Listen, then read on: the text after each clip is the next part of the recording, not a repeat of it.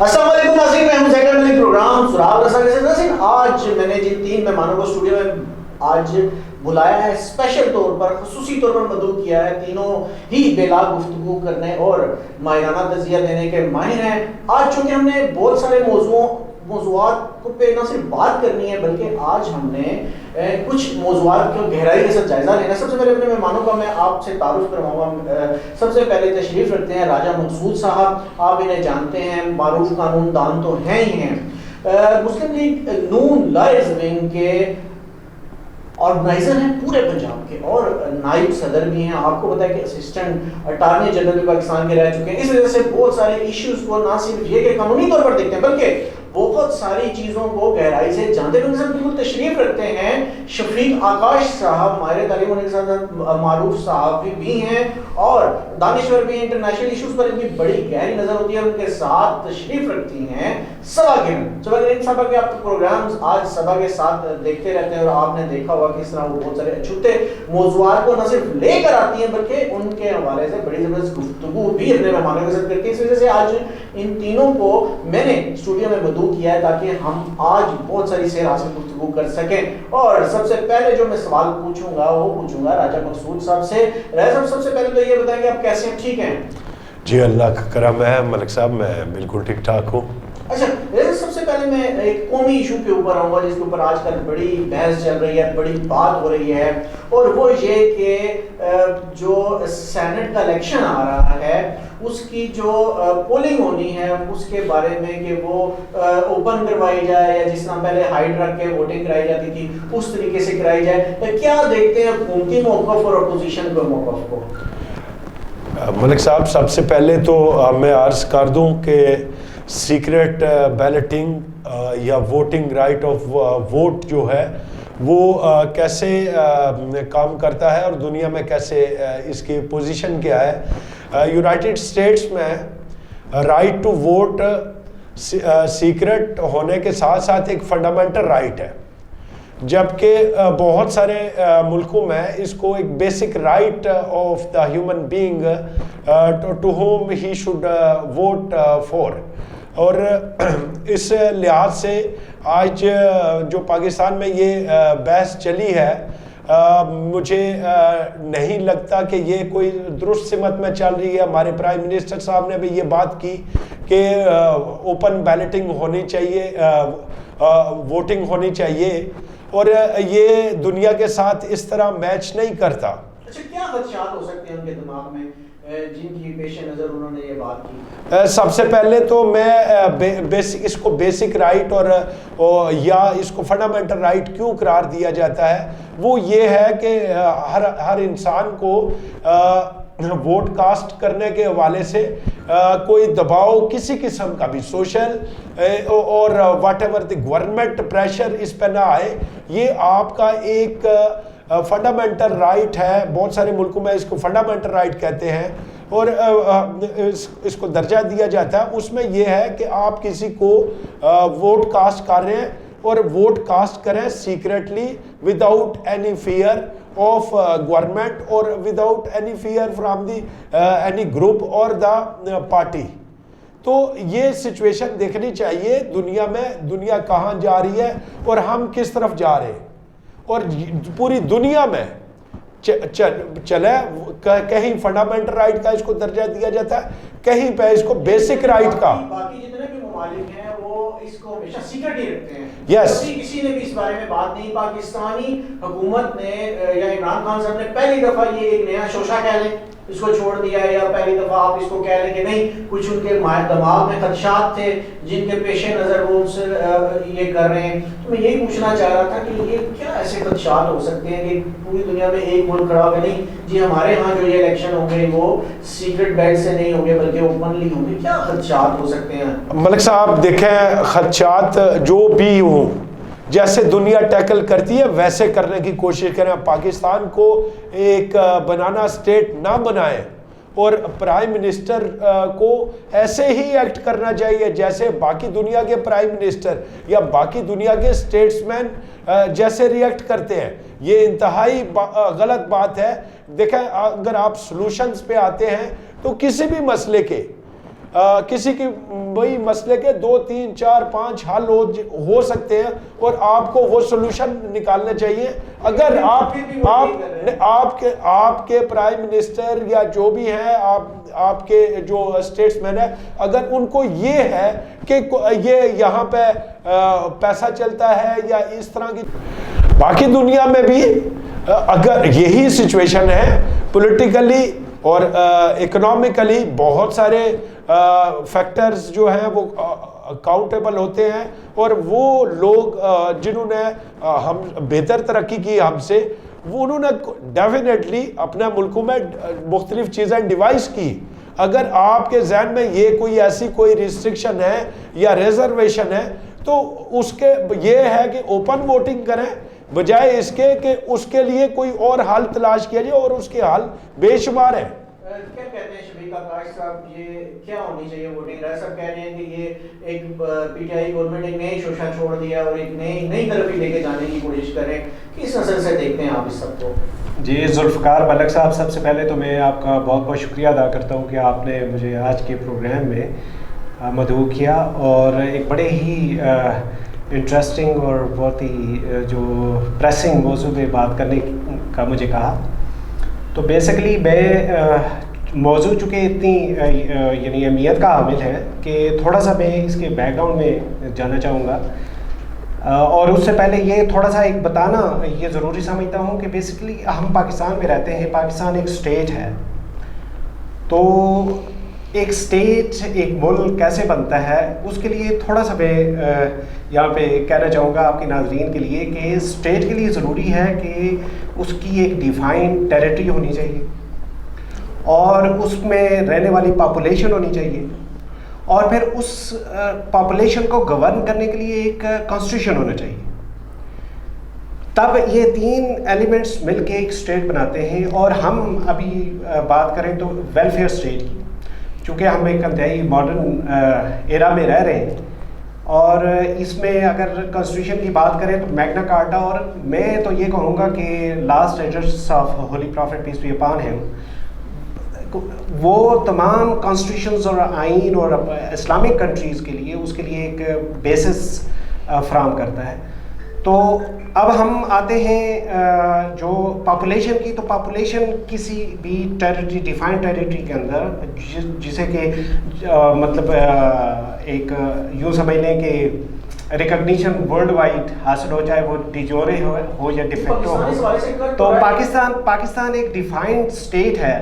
تو اب اس کی پاپولیشن کو رائٹ ٹو ووٹ دنیا سے ہٹ کے جس پوری دنیا میں ایک رائج قانون ہے جاری والوں سے ترقی یافتہ ممالک بھی دیکھ رہے ہیں, اسے وہ ممالک بھی دیکھ رہے ہیں جو اپنا مختلف قسم کا آئین رکھتے ہیں ساری چیزیں, لیکن وہ اسی میں متفق ہیں جیسا کہ راجہ صاحب نے بتایا کہ پوری دنیا میں ہی یہ رائج ہے کہ اس طرح کی جو سیکرٹ ووٹنگ ہے وہ ہونی چاہیے, اس کو اوپن نہیں کرنا چاہیے. تو کیا آپ کیا کہتے ہیں؟ ذوالفقار صاحب, میں آپ کے اسی پوائنٹ کی طرف آنا چاہوں گا. یہ تھوڑی سی میں یہ تمہید اس لیے باندھی ہے کہ تاکہ آپ کے ناظرین کے لیے تھوڑی سی آسانی ہو جائے سمجھنے کے لیے.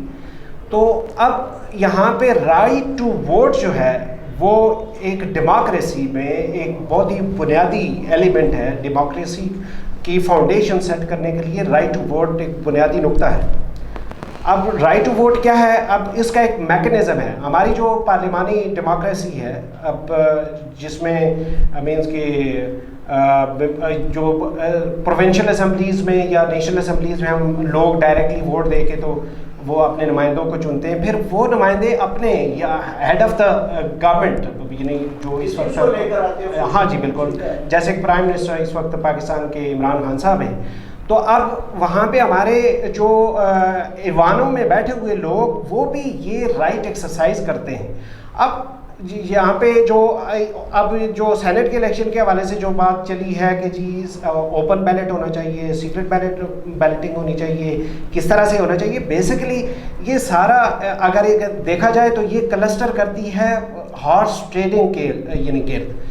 چونکہ ماضی میں ہماری چیزیں, اور انفارچونیٹلی مجھے بڑی یہ مایوسی تو نہیں کہوں گا, بڑی یعنی پریشانی کے عالم میں یہ بات کہنی پڑ رہی ہے کہ یہاں پہ جو موریلٹیز ہیں ہمارے ملک میں 70 سال ہو گئے, ہم آزاد بھی ہو گئے, لیکن موریلٹی کہ جس درجے پہ ہم فائز ہیں وہ بہت ہی پستی کا شکار ہے. بالکل صحیح. اب اس میں آپ یہ کہہ رہے ہیں کہ ہارس ٹریڈنگ کی طرف یہ چیز لے جا سکتی ہے اور یہ درست نہیں ہے. آپ کا موقف بھی میرے خیال سے مجھے یہی لگتا ہے کہ اب یہاں پہ میں یہاں پہ ایک بات کو انڈورس کروں گا. یہ تو ایک چیز کو اس سے اوائڈ کرنے کی ایک کوشش لگتی ہے, اور وہ اوائڈ کرنے کا بھی ایک دیکھیں, جب کنسٹیٹیوشن کسی چیز کو گائیڈ کرتا ہے, گورن کرتا ہے, تو that must be exercised without any ambiguity. جبکہ یہاں پہ ایسا نہیں ہوا. پاکستان کی سیاست میں آپ دیکھیں گے کہ ایک تو سیاست ٹرو سینس میں یہاں پہ سیاست نہیں ہوتی, یہاں پہ خرید و فروخت ہوتی ہے. پھر دوسری بات یہ ہے کہ کیا ہم ایک ٹرو ڈیموکریسی کے اندر اس وقت موجود ہیں, اور یہ ویجیلنٹ لوگ یہ کہیں گے کہ ان کا 100% ووٹ اس طرف آئے گا کہ نہیں, ہم ٹرو ڈیموکریسی میں نہیں ہیں. But all the same democracy اگر موجودہ کنٹمپریری ورلڈ کی ایک فارم آف گورنمنٹ ہے, میں یہ بھی کہوں گا کہ democracy is not a form of government for all Times. ہم ماضی میں اگر آپ دیکھیں تو بہت اچھی نظام حکومت آتے رہے ہیں, بادشاہت بہت اچھی آتی رہی ہے. اس کے علاوہ خلافت کا دور جو ہے آئیڈیل دور ہے.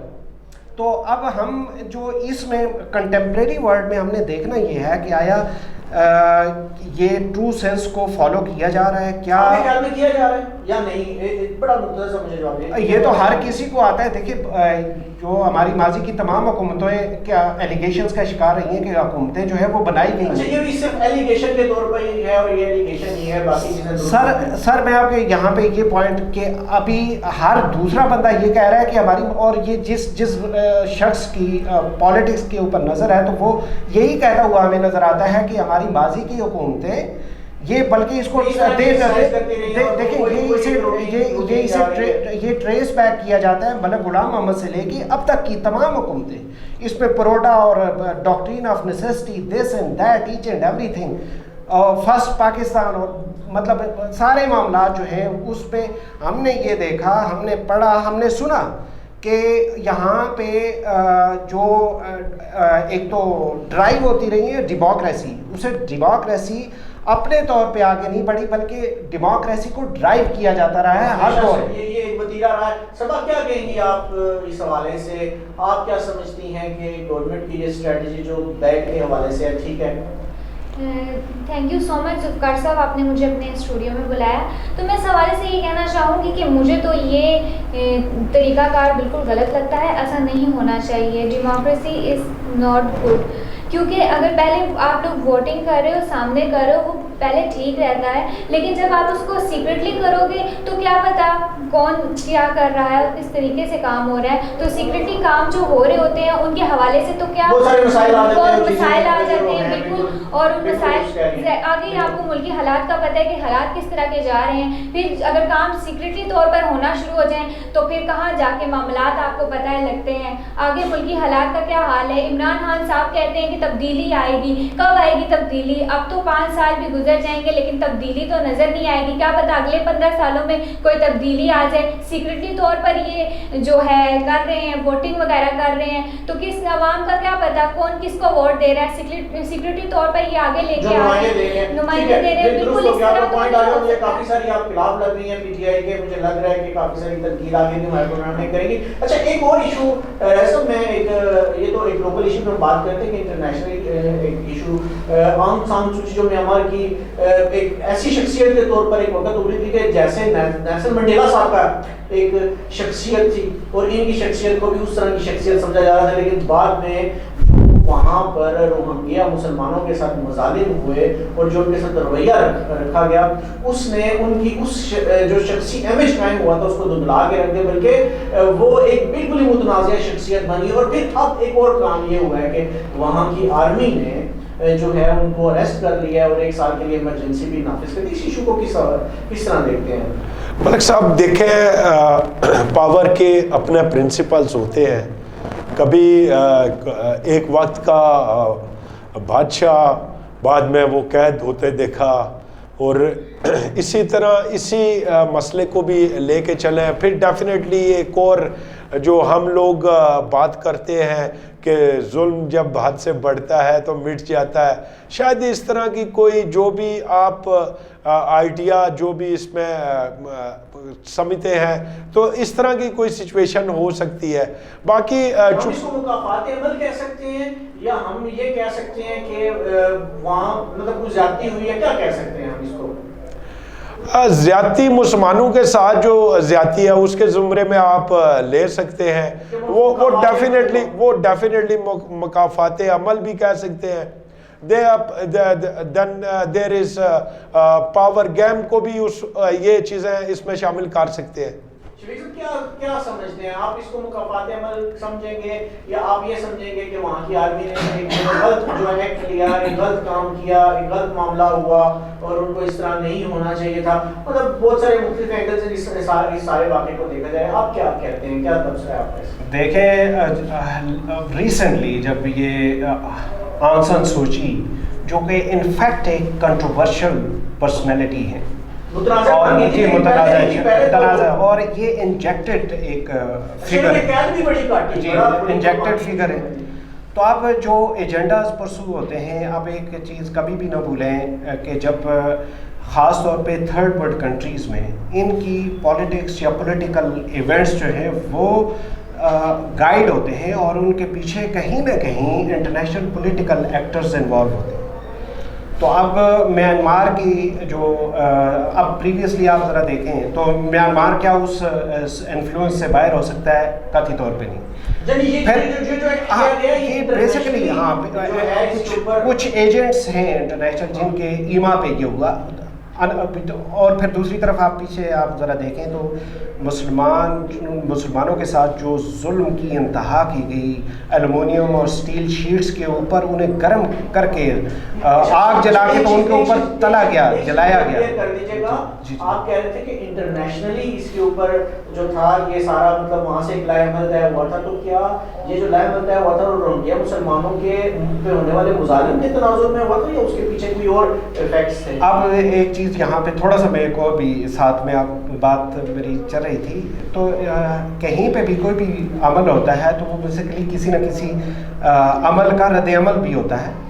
تو یہ دنیا ویسے بھی مکافات عمل ہے، جو کچھ کوئی کرتا ہے تو اس کا وہ یہاں یہ دنیا ادار نہیں چھوڑتی، یہ ریٹرن کرتی ہے in terms of any thing. تو آبویسلی انہوں نے ظلم کیا، بہت زیادہ ظلم کیا اور اس کا یہ وہ ریباؤنڈ ہو کے ریباؤنڈ ہوا ہے، اس کے اثرات بھی ہیں. سبب کیا کہیں گی آپ، کیا کہیں گی؟ یہ بڑا ظلم ہوتا رہا روہنگیا مسلمانوں پہ میانمار میں، اور پھر ان کی جو لیڈر تھی، سب سے اہم لیڈر اور اس وقت برسر اقتدار تھی، وہ گرفتار ہو گئی، آرمی نے گرفتار کر لیا. کیا کہتی ہیں آپ اس بارے میں؟ بالکل مکافات عمل بھی ہوتا ہے، کیونکہ جب ہم لوگ جو ہے کچھ اگر کسی کے ساتھ غلط کرتے ہیں تو ہم لوگ سمجھتے ہیں اکثر کہ نہیں ہمارے ساتھ ہم بچ گئے ہیں، وقتی تو ہم بچ جاتے ہیں، لیکن وہ آگے جو ہے نا ہمارے لیے جو ہے مصیبت کا باعث ہوتا ہے اور کبھی نہ کبھی مکافات عمل تو سامنے آتا ہی ہے. تو میں تو یہی کہنا چاہوں گی کہ یہ مکافات عمل ہے. زبردست بات آپ نے کی کہ مکافات عمل بھی ہے، اور جس طرح شفیق صاحب بات کرتے ہیں کچھ اور فیکٹرز بھی پیچھے ہو سکتے ہیں. باتیں بہت ساری، لیکن ایک اہم چیز اور بنگلہ دیش کے حوالے سے جو ہمارے سامنے آئی کہ بنگلہ دیش نے اسرائیل سے کچھ جاسوسی اکوپمنٹس خریدے ہیں جس سے وہ جو ہے وہ اپنے شہریوں کی جاسوسی کر سکے گی جو گورنمنٹ ہے بنگلہ دیش کی.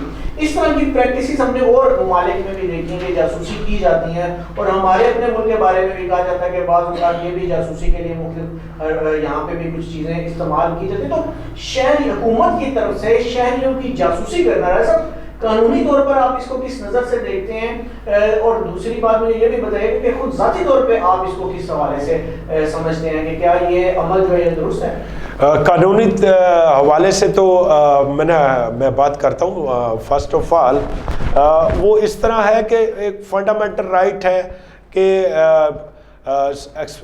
فریڈم آف ایکسپریشن اور فریڈم آف اسپیچ.